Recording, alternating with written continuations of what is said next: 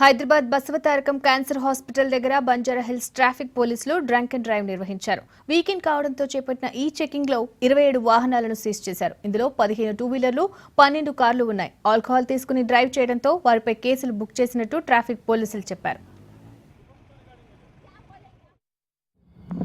ఈరోజు cancer hospital సమీపంలో drunk and drive